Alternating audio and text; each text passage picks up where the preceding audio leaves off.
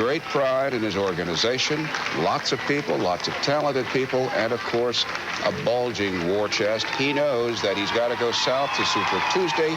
He knows he's got to do well down there if he indeed is to have the aura, the appearance, the tinge, the glow of indeed a national candidate. In the next 3 weeks, we'll find out whether a Northeastern liberal can make it in the conservative South.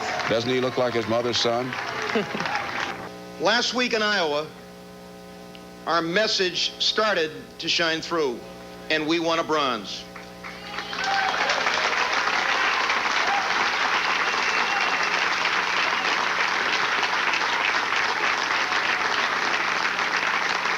Tonight here in New Hampshire, our message came through loud and clear.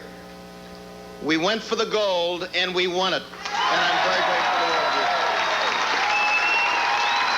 I'm very grateful to all of you.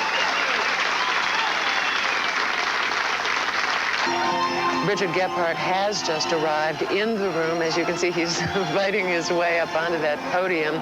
He was in a pitched battle for second place on the Democratic side against Paul Simon. They're both Midwestern liberals. They both needed the second place finish. It appears as though Robertson has done it. Gephardt has done it. As you know, Gephardt came out of Iowa with a first place. So he's pretty well positioned for his national campaign, though he is very sorely in need of money and deeply in debt.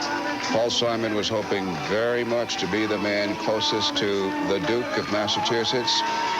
Not so tonight in New Hampshire. It's this man, Mr. Gephardt, finishing second. He was the first candidate to declare in this race and has probably spent more time nationally in this race than anyone else. You saw that last politician who gave the thumbs up and thrust his arm out, Tony Coelho there on the right of California, a real mover and shaker on the Hill among the congressional Democrats. That's right, head of the Democratic caucus. He did come in third with 17% of the vote. It is not a dismal showing, but it's not as good as he himself had predicted. He very much wanted second place. He wanted a win bigger than Gephardt's, who, of course, won in Iowa. Uh-oh. The problem with the podium platform. just fell. Well, you know, there are too many people up there, and they throw up these temporary risers, and it gets a little dicey.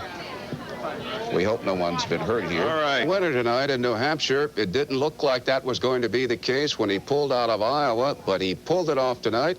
George Bush, the vice president, joins us. Welcome. Thank you very much. What did it? Persistence, taking my case to the people of New Hampshire, talking about the issues that I think appeal to them and I think will appeal to people in the South and across the rest of this country. And I really think that turned it around, because you're right, we came in here having been declared, not buried, but declared dead, and came back.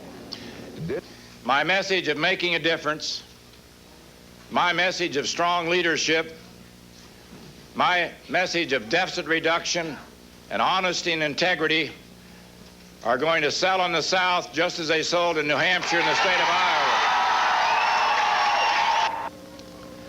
In 1957, I was the third-string quarterback of the Pittsburgh Steelers, hanging on by my fingernails to be an NFL quarterback. I had tenacity and faith and a belief that if I wanted it bad enough and if I worked hard enough, that nothing would stop or stand in the way of my being someday a first-string quarterback. By 1960, I was the first-string quarterback of the San Diego Chargers, and then the Bills, then the Congress. Ladies and gentlemen, we finished third in New Hampshire. We're going to finish first in New Orleans. It won't take 3 years. We're going to start first in New Orleans.